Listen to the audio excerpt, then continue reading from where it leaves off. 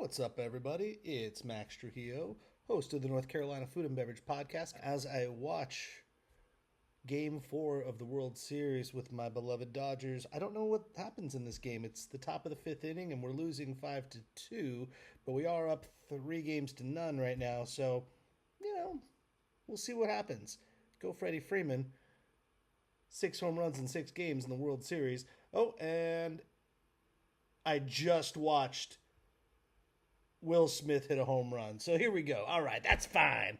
This is where you know this is in real time, my friends. Anyhow, my partner for 8 years, Matt Weiss, of whom you know and love, he's a great guy. We're not working together on the show anymore, but I love him to death, and he wants to do this great new show called WineCentric, and it is about to drop. Actually, it's going to drop today, right now, as you're listening. We're helping out from the podcast to help lift the show, give them a little platform, and hope that all of you wine enthusiasts will find him on his YouTube page and all the links. If you just want to do audio, you can do that as well on all platforms. Anyhow, his first episode is awesome. It's with Eric Asimov of the New York Times, a fantastic wine professional. So dig in, dive in. The first couple episodes of his show will be here, but don't get used to it here. Go and find him, subscribe on his own channel. But without further ado,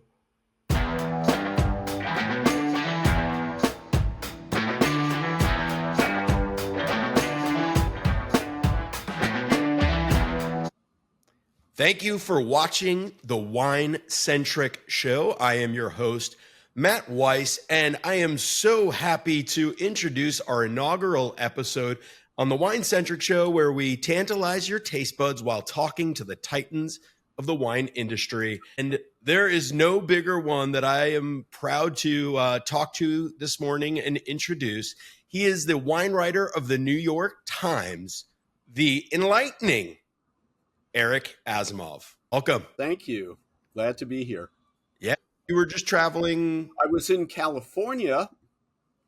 How was it? Were you doing wine trips, or were you? Yeah, this was for work, and so I did some reporting, and I went to a big tasting of Chinese wines, which was fascinating. Okay.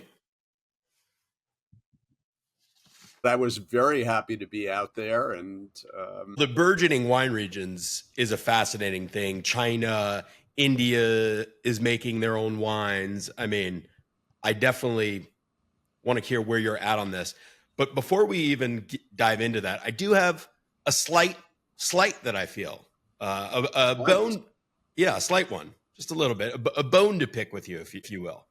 And you probably don't even know this, but back in the day, this would be like 2009, 2010, 2011, was I'm not tooting my own horn, but I was an up-and-coming Somm wine director. I worked at Boulay and Gilt and ran the programs for BLT restaurants. And you used to have these tasting panels.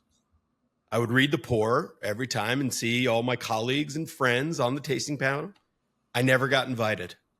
It's my bad. I mean, I just got to air the grievance, but I'll get over it. You joined me today.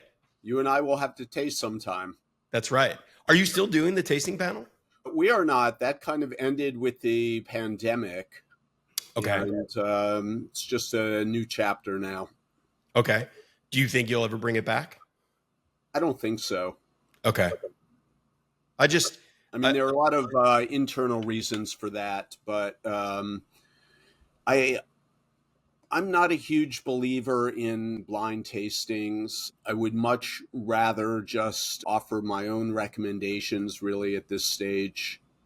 And I think we've been doing a good job of replacing the service that the panels used to provide.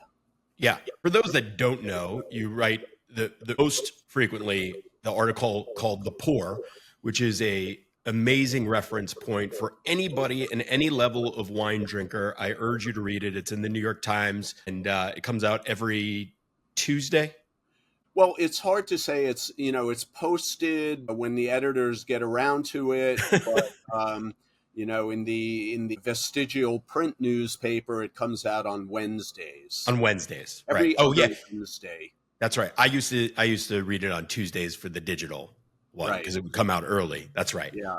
Now it's often posted the week before Thursday or Friday, but sometimes not till Monday or Tuesday. It's really hard to say. It's a chaotic world we live in. You said something really interesting.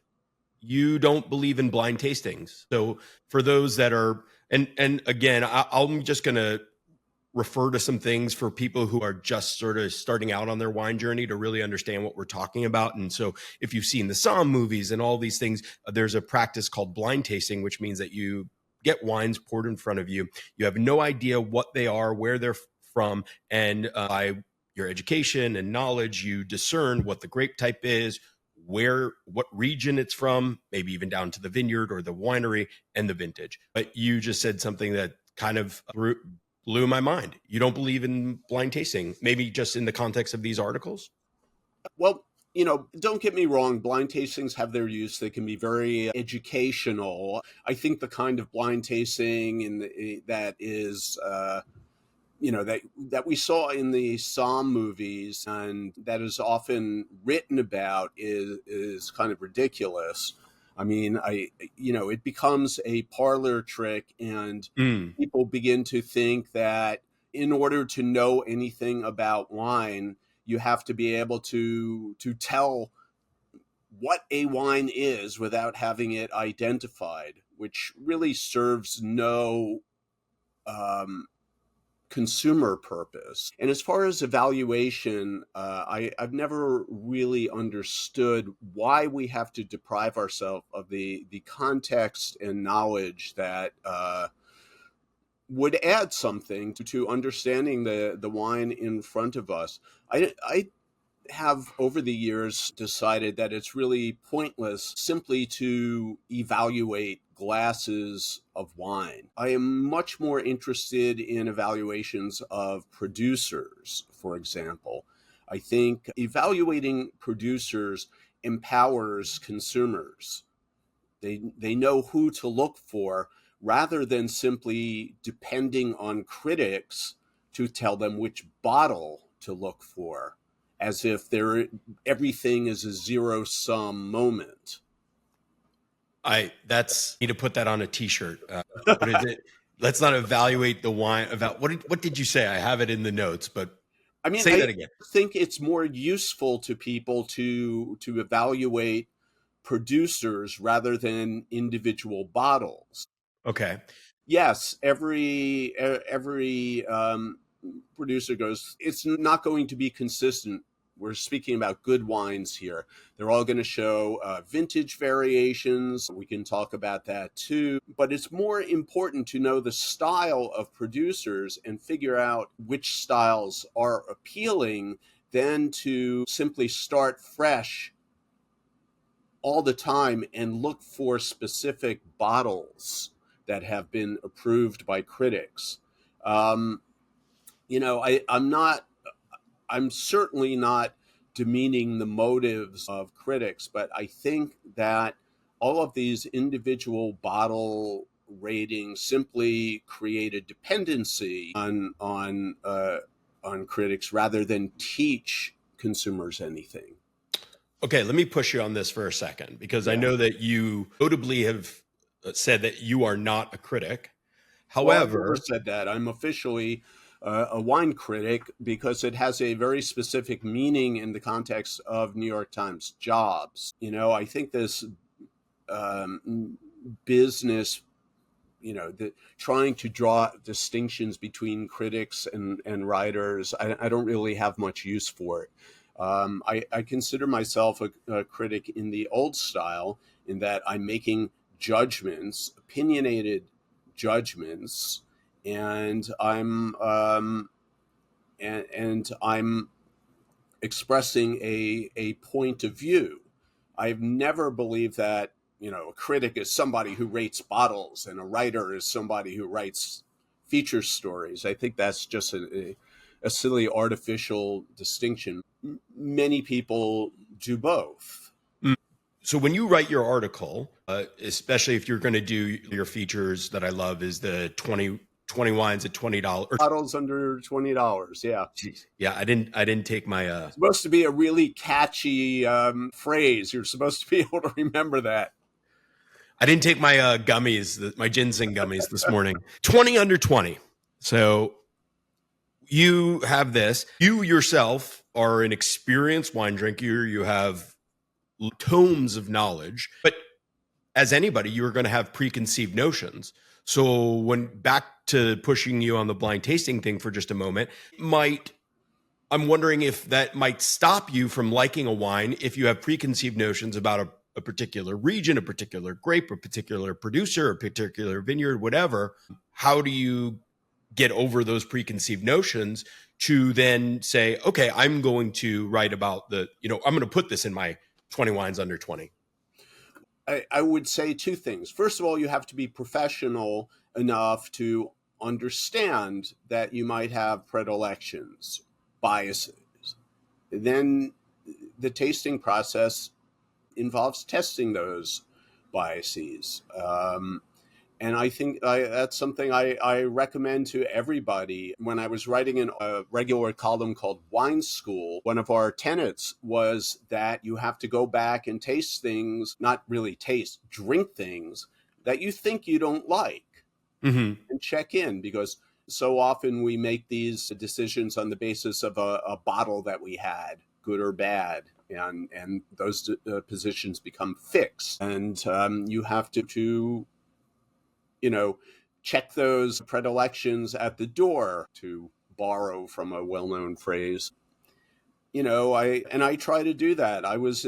While I was in California, actually I was in Santa Fe at the Santa Fe Wine and Chili Festival recently for the first time. Great event. I like the sound of that. And I tasted a California Pinot Noir from a producer that I know. I didn't like their style. It was one of they used to make those big flamboyant 16% alcohol Pinot Noir. Right, exactly. And now they're completely changed. They have new ownership, and it's now instead of a small label owned by two entrepreneuring winemakers, it's owned by some big group. I don't even know who, but they're making wines that I think are much better. Gotcha. So I think that people have to be professional enough to get over whatever they think their biases are. Just as book critics, film critics, theater critics, car critics, and everybody else, who is making judgments and knowing a little bit about what they're judging seems to get over it. Yeah, I would say that's true. It's just in my day job of representing wineries, and that I'm sure you hear this all the time, but that you overuse phrase of, I blanketly don't like Chardonnay, and my colleague of Vintage 59 Imports, Deborah Lewis, says famously, if you don't like Chardonnay, you just haven't found the right one yet. I wrote a column about that. It's the same thing with consumers. They tasted a Chardonnay 20 years ago, or they read something and it's stuck in their mind. And, now they have very stereotypical images of Chardonnay, but they're not the ones who are doing these tastings. I think professionals need to get over that. On the other hand, as I said, there are times when blind tasting can be educational, but it's not the be all and end all that, the wine culture of the 80s, 90s, and aughts made everybody think it was. I mean, it's a fiction. The whole, wine advocate, wine spectator notion of the objective critic is a complete fiction. But these are people like everybody else with their predilections, and you can taste a wine blind and end up with the conclusion that Montebello is a bad place for Cabernet, as a Wine Spectator critic once said. Who wrote that? Do we need to name names here? No. He's retired, but no, you can tell me offline. James Lobby. Okay. And if he's entitled to his opinion, but that's what it is. It's an opinion, like all of the opinions that wine writers are offering. It's nonsense that they're the process of some objective or the result of some Of objective one process. person.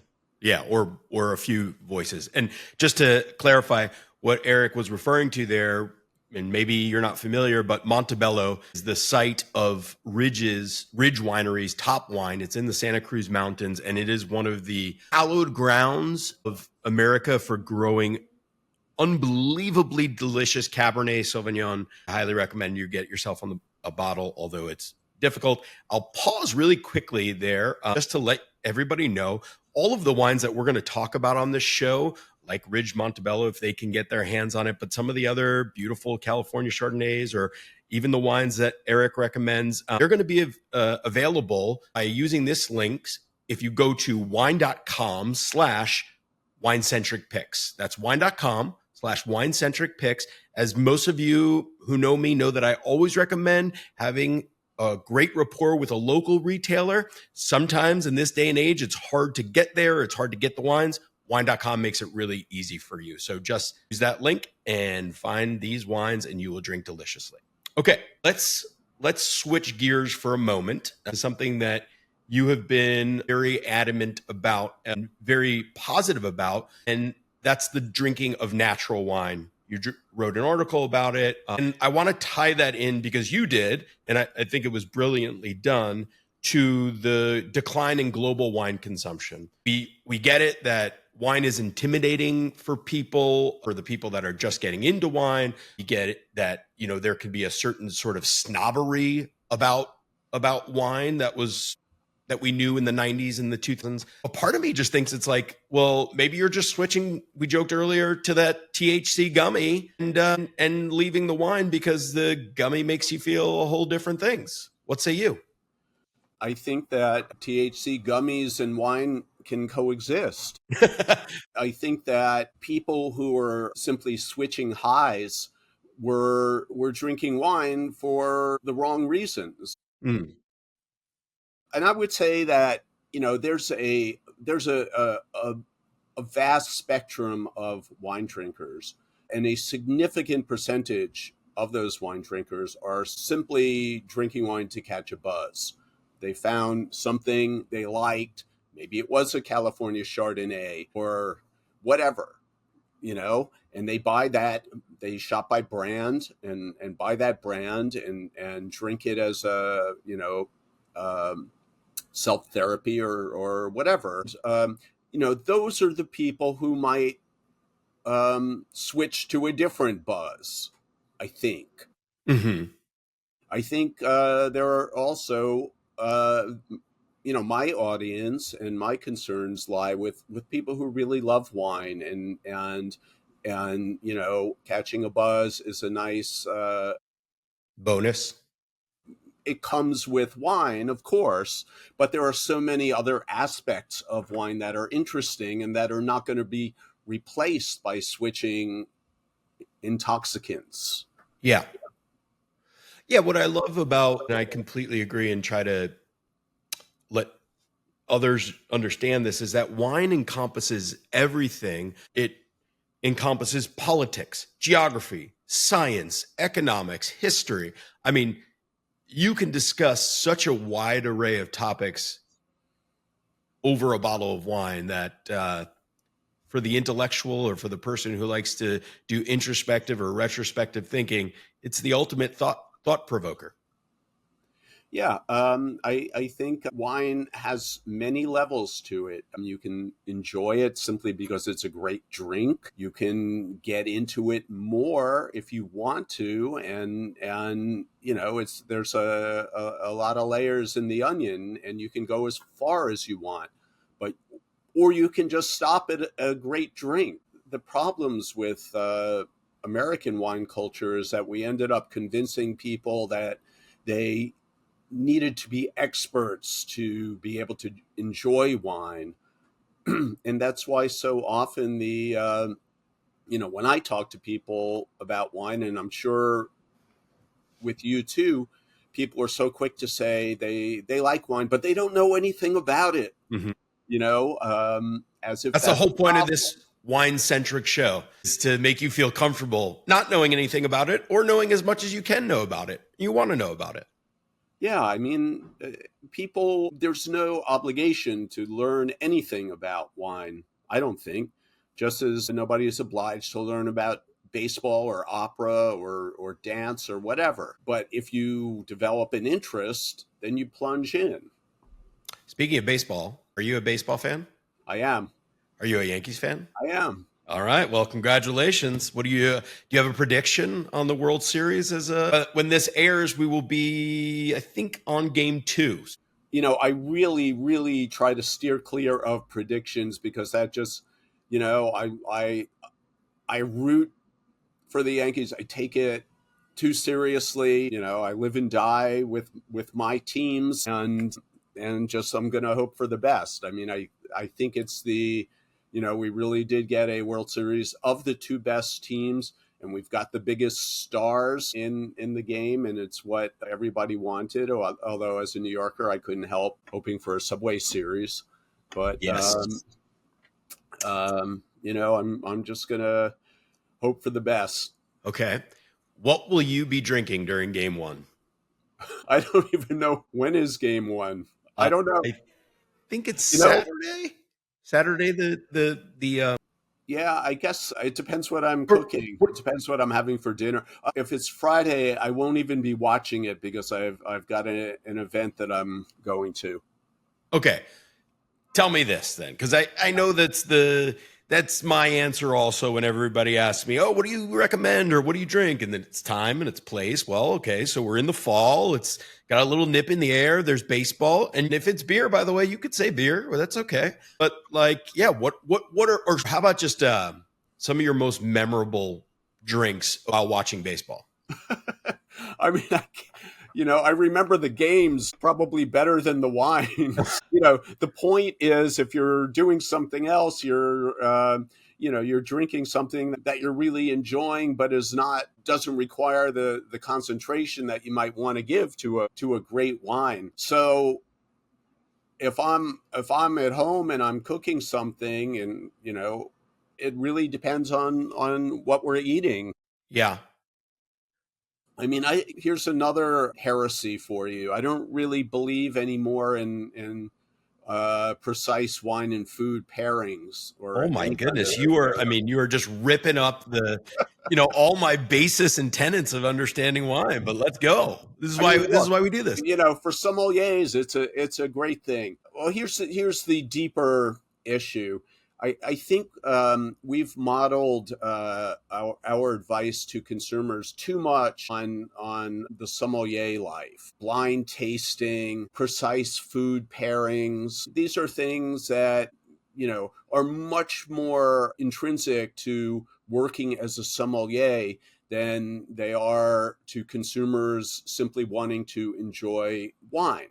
Mm-hmm. I think for consumers, the idea that every dish has its perfect match in a wine, it just creates too much anxiety. There are tons of wines that will go with every dish, and it's much rarer that you come up with something that just doesn't work at all. So, my feeling is, if you find a wine and food that really synchronize well, that's a great thing. But what's the worst that could happen? You have a good wine, you have good food, and hopefully you have good company, and you're going to have a great time, even if they're not a perfect match. So chill out. Right. Yeah, I think well, it's also, by the way, a metaphor for those people who might be single and listening to this, and people telling them or them believing that there's only one partner for them in this life. Perhaps there's many options. Right. So here you get life lessons on the WineCentric show. Okay. There's a lot of you're like a rebel now, from what I know. I mean, you're a rebel. I'm just I have, at this time, look, my hair is white, which means I've gotten a lot of life experience. And this is what I've learned. We just all need to not be so uptight about wine. It's a great drink and a lot of fun. And going back to your question earlier, I think that's the appeal of natural wine. Okay. We tend to think of natural wine as only farming organically at the very least and not manipulating the wine in the cellar. But I think the ethos goes far beyond that.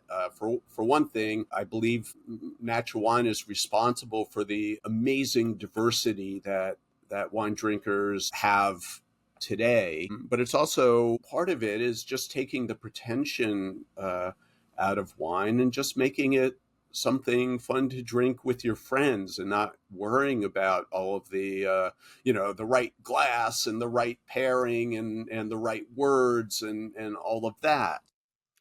So I agree with what you're saying and taking out the pretension. The problem is looking at it from the average consumer's perspective is they don't often have the budget to maybe go out and try all these wines. And it sucks if I go out and spend $20 on the wine and then I don't like it. You know what I mean? So I like the idea of having at least somebody who can not tell me, but perhaps guide me and giving me options. So it doesn't have to be a sommelier. But by the way, for all of you out there, the sommelier, the French definition of the word simply means the one who takes care of the wine. That's all it means. And so I do still want somebody that I can go to my local retailer rather than me just going to the grocery store. I know in New York you can't buy wine in a grocery store, but for the rest of the country, and just looking at a section rife with all these wines and me trying to have to figure out what am I going to like and then spend money on.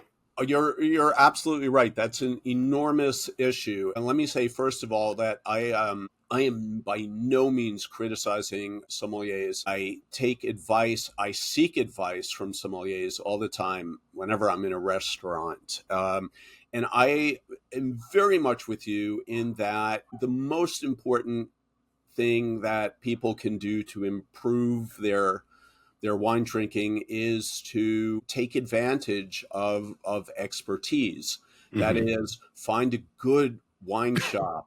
I mean, wine.com, as you say, is a good backup, but there's no replacement for a really dedicated wine shop with merchants who love wine and who want to turn their clientele onto good bottles. And the same with sommeliers. When you're in a restaurant, nobody knows the wine list in a restaurant better than a sommelier. And so I highly recommend seeking advice, but keeping in mind what your budget is, asking for advice within that parameter. I think that, we have a lot of forces arguing against expertise today, politically, culturally.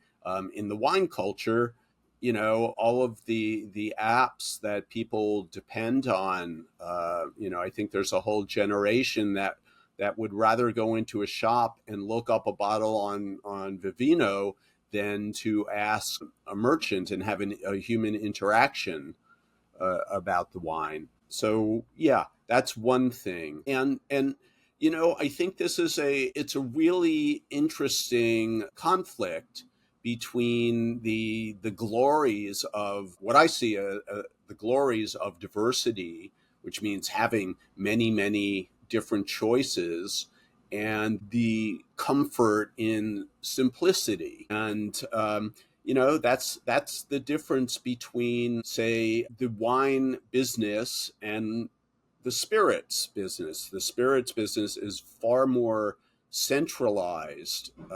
Yes, you have a lot of interesting craft distillers, but you've got a few big corporate giants who have the budgets and the knowledge to make very good products and to market them accordingly. In wine, you have many great small producers, far more than you do in beer or spirits, all of whom are making, or many of whom are making traditional wines with indigenous grapes from their areas. And it's great to have those options, but it's also overwhelming. So what do we do about that? Right. That's where I hope my role comes in, where I can recommend producers or styles of wine and inspire people to want to seek them out. And maybe, if you go into a good shop and I make a recommendation, you might not find that particular bottle, but you might find something analogous. Yeah. Part of having access to a wonderful diversity is not having a sure thing. It's a little bit like, driving on the interstate. When you drive around this country on an interstate and you pull off at a rest area, your options are few and well known. They're all like fast food franchises or Starbucks or whatever. You know what you're going to get, which for some people is a good thing. Yeah. There was a book that came out around 40 years ago called Blue Highways, which touted the virtues of not taking the interstate but driving the back roads, which gave you a real opportunity to see the country from a food perspective. You can also visit local cuisine and non-corporate restaurants and mom and pop places. And yes, you've traded in the sure thing of McDonald's or whatever fast food franchise, and you're taking a chance that you might get something wonderful. And yes, that $20 might be wasted. I don't know. I mean, that's a lot of money nowadays. I understand that, but it depends on your priorities in life and how you want to experience the world. Yeah. I think there's so much to unpack there, and it touches on so many levels. Back to the argument of having the wine professional, the sommelier in restaurants, and how that's become an expendable option and Yes. really become a dinosaur. And, some of my sommelier friends are going to hate me for saying this, but I'm not sure that that's wrong. The other end of that I don't like is, well, then you just have somebody who doesn't care about the wine that's writing the wine list. And maybe they really care about the food, but they're not providing the options. Like we have this great, in the town where I live here in North Carolina, we have this great Thai restaurant. Some people who I really respect their opinion have said this is the best, most authentic Thai food I've had in this country. And it's packed every night for lunch and dinner. But you go there and the wines, it's just like, seriously? Why doesn't anybody care? So again, I'm not saying that they have to have a sommelier there, but I would love it if somebody there, a consultant, the manager, ask me, could just pay attention to wine and be like, okay, what do I need? What would provide my guests with nice options? And again, like you said, it doesn't have to be the home run pairing, but just provide me with some options that either excite me as a knowledgeable wine professional, or they excite the newcomer to wine that's just realizing that they like oaky and buttery Chardonnay, but have the best example or a really good example of that, And I don't know, I kind of feel in a way, it's like my therapist says, he's like, I need to let go of all expectations and let go of the mark and just be. It's very Buddhist. It's like, that's the vibe I'm getting from you. However, I can't let go. I understand the frustration that people feel, but I also think there's a frustration that comes with not having choices. Sure. Oh, absolutely. And I want to have choices. I just want to have well-curated choices. Yes. I completely get that. I don't want to let go of that feeling. And I know you've had it, of that amazing pairing of like, to use a cliche, but like when you've had foie gras with beautiful Sauterne, and it's just like, I mean, it's as if they were meant to each other, which maybe they were meant to, so I don't want to lose that possibility of achieving that, I guess is what I'm saying. And I'm fine with, that's a great thing about restaurants and, restaurants that take wine seriously enough to to have a sommelier who can, make those recommendations, who's had the opportunity to taste most of the things on a list and to taste the dishes that are being offered by, a visionary chef who's not just giving you a roast chicken or whatever. I think those are great opportunities, and that's part of the experience of going to a fine restaurant. Yeah. I just don't think it applies to, consumers at home who are just beginning to get comfortable with wine maybe, or just don't want to put in that level of effort. I don't think they should be made to feel inadequate. Absolutely. Yeah. I want you to be able to go to your local pizza spot and drink a great bottle there, with pizza and feel good about it. And I think there's this might be one instance where the trickle down theory might actually work. You're beginning to see. Is that a political statement, by the way, you're making right now? I'm ripping it off from the inadequate economic theory that politicians have been spouting for so long. Yeah. But in restaurants, you're beginning to see restaurants from ethnicities where it's not traditional to serve wine with the cuisine, for example, beginning to do it and experimenting it. And, I think a place like Slanted Door in California, or now with franchises around the world, was one of the earliest, or Tandin in Paris, a restaurant that was famous for its list of Pomerols and other great wines. Pomerol, by the way, for everybody, is one of the highly sought after Merlot-based wines in the right bank of Bordeaux, and they're usually pretty pricey. Things like Chateau Petrus have put that place on the map. Sorry to interrupt. No, and beginning, you start to see a few more of these places, but it doesn't happen immediately. It will probably take several generations, over time. In New York, pizza places, beginning with Roberta's about, I forget when they opened, maybe almost 15 years ago, there's many of them in New York now that have great lists of natural wines. And it's a great thing. It's a wonderful thing. Absolutely. I'm totally here for everything that you're saying with respect to take the pretension away from it, be adventurous, and all those things. So that's, I think, a lesson learned for all of us. And it's funny hearing that from you, especially as like just coming up through the ranks of being a sommelier. You were writing these articles, and it's not like you're not saying what you've always said, but it's just it's a reframe.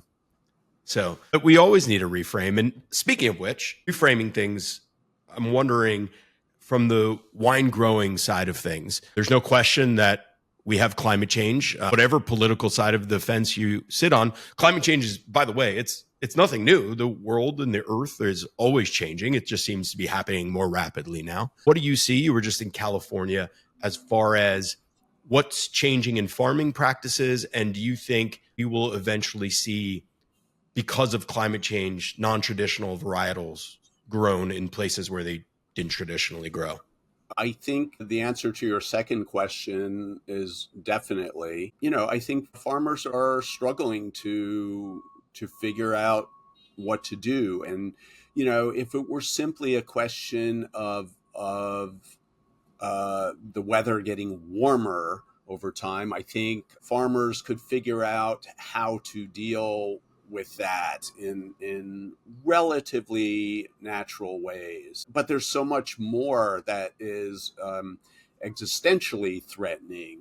For example, you have this has become increasingly common. You have very warm late winters, and the vines begin to bud, and then you have a frost which kills the bud and effectively kills a significant percentage of the harvest before the growing season even begins. You have hailstorms that might have happened once in a century happening several times a decade in the middle of the growing season, which again, things.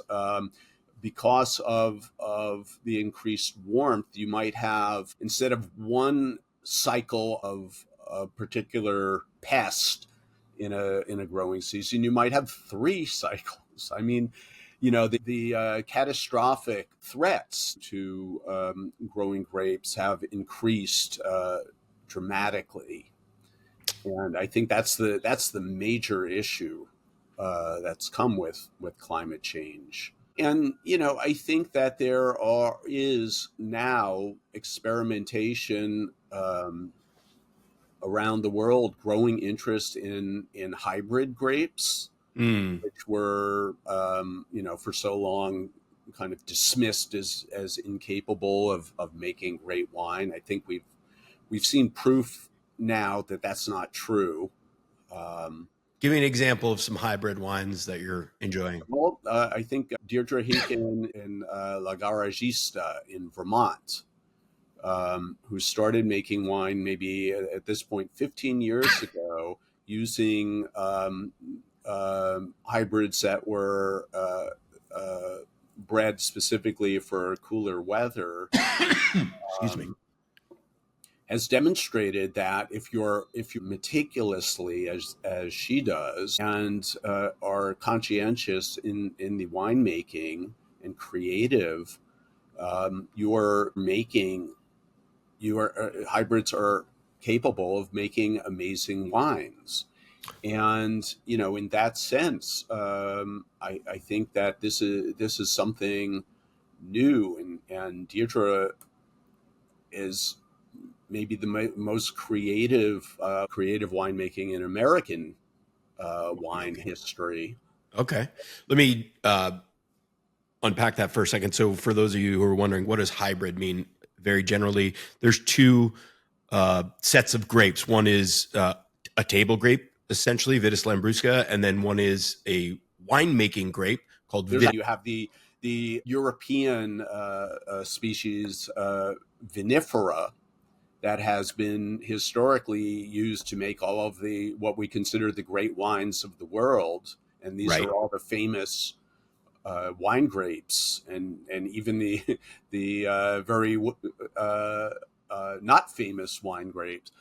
But then you have other species, Lambrusca and a bunch of others that you can genetically mix these grapes.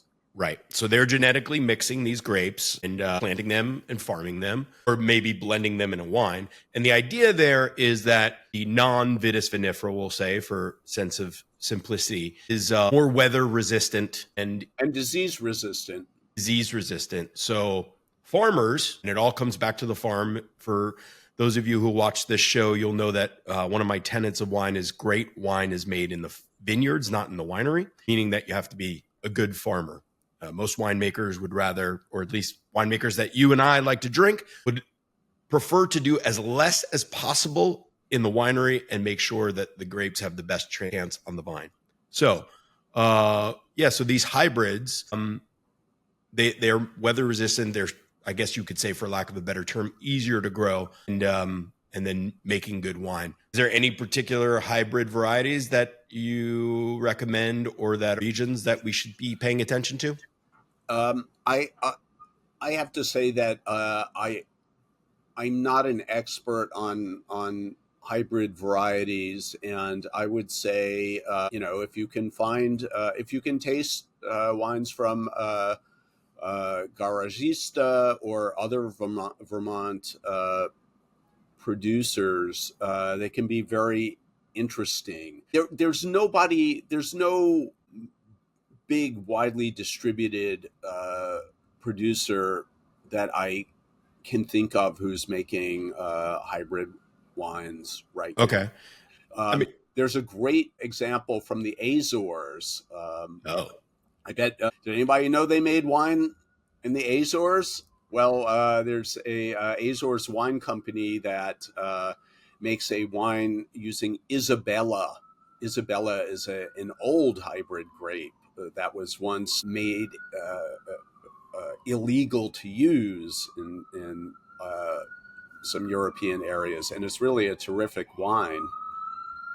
Just illegal to use because it was a hybrid, and it was a hybrid, right? Yeah. It wasn't a And the Azores, by the way, is a place that everybody would love to visit. Where is it? It's way in the sea. Is it between Madeira and I don't remember exactly where it is. Okay, so hybrids.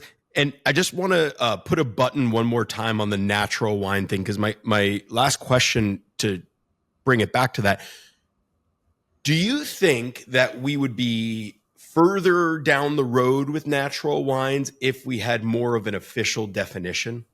No, I think that having an official definition would make it easier to co-opt natural wines. And then, you would weaken the definition over time to allow bigger corporations with lobbyists and influence to claim they were making natural wines. I think part of the ethos of natural wine is the small producer. And, I think there is an if you know element to natural wine that, again, comes up to this fundamental conflict that we have nowadays of diversity versus, how do consumers know what to look for? And I think natural wine is something that one probably really needs to educate oneself about, either getting to know the producers or, as an easier path, getting to know the importers or simply the venues that serve them or sell them. But I think that creating a rigid definition would do more harm than good, and not serve consumers in the long run. So what for you, in your mind, defines a natural wine? I'm not either militant about it or, very particular about it. I think, first of all, you do have to farm in an ecologically minded way. I think to give that an exact definition of what that means is difficult. There are, yes, a lot of weasel words in this area, like sustainable, where you can be called sustainable even if you're using chemical herbicides, which I don't think is correct. But I do think you have to be a very environmentally minded farmer. I think you have to not add anything in the cellar except maybe a small amount of sulfur dioxide. There's a spectrum here where some people are absolutely militant and refuse the use of any sulfur dioxide, which is a stabilizer and antioxidant that has been used for a long, long time. Yeah, it's a preservative. I don't really have any problem with small amounts there. Yeah. And by the way, they're naturally occurring in wine also. Yes. Sulfites. Yes. But I guess the one other thing is a cultivated yeast versus natural yeast, meaning in any fermented beverage, whether it be beer or spirits, yeast eats the sugars and thus you have alcohol. Natural wines, from my understanding, is it has to be a naturally occurring yeast, so no cultivated. Yeah, I mean, I think that's different. I think that's the case. There's it's very hard to be specific about a lot of things. I mean, take for example, any wine region that's largely a monoculture. Take Burgundy, for example. When you travel to Burgundy, you don't see a diversity of agricultural crops. You just see vineyards. only vineyards. So, and you see a lot, and in the organization of Burgundy, you have very small vineyard plots in a particular area that are owned by a lot of different farmers. So one farmer can farm organically or biodynamically, can be side to side by somebody who uses chemical herbicides or fertilizers. And, these things drift in the air. You can't really be super precise about these things. A lot of young winemakers who want to make natural wine might have to share space in a California winemakers, what Americans call a custom crush facility, a facility that rents out space to small producers to use to make their wines because they're not big enough or financially viable enough to have their own space. And if you use naturally occurring yeast, the guy next to you might be pouring in yeast from a bag, and all of these yeasts kind of mingle and come together, and you don't really know which yeast is fermenting your wine. So, you can come up with all of these definitions, but often you're not really positive about what's going on. So I like to say that natural wine is an ideal. And people do their best to approach that ideal, and the closer you can get to it, maybe the better. But we're not, at least I'm not there taking names and doing tests and making sure that you're actually achieving it. Sure. Yeah. I'll look for my ideal, but let go of my expectations. Eric, this has been enlightening. I really appreciate your time. I want to leave with two things. One, you're not militant, but I do hear that you are quite the practiced martial artist. Well, I have been doing martial arts for 25 years, Japanese martial arts. Yes, it's an important part of my life. Is there a specific discipline or? Traditional Japanese jiu-jitsu, tomiki, aikido, and karate. All right. Well, you heard it here. Don't mess with Eric, even though he's not militant. And then lastly, I know there's probably a poor article coming up in the New York Times very soon about what you're going to be drinking for Thanksgiving, but can you give us a preview or share about some things you might recommend for Thanksgiving?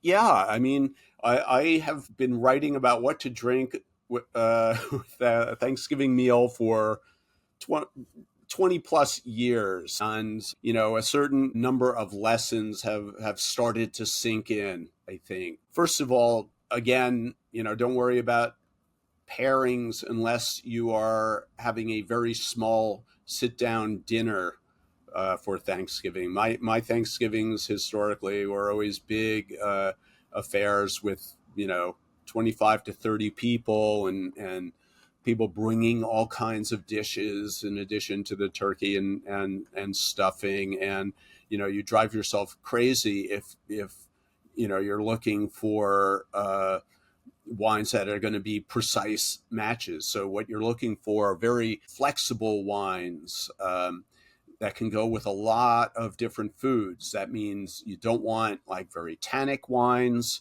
It's a general rule you want dry wines. So as much as I love predicate German Rieslings, which might have some residual sugar in them, they might be turnoffs for some people. So I steer clear of them. If you're having a big party, don't bring transgressive wines like orange wines, or even like natural wines that are on the edge, because you're there to have fun. You're not there to turn people on to your latest discovery. So I always recommend, having reds and whites because you're catering to people's tastes, and having plenty of them, because nothing's worse than running out of wine at Thanksgiving, except maybe running out of food. All right. Perfect. Well, I wish you a very happy Thanksgiving. You too. Thank you for being on here and helping people out on their wine journey. And we'll say for all of you out there, go and make sure you follow Eric on Instagram. What is your Instagram handle? It's at Eric Asimov. At Eric Asimov. You can see his name on the screen. And do yourself a favor, read The Pour, and you will learn how to drink deliciously. Thank you.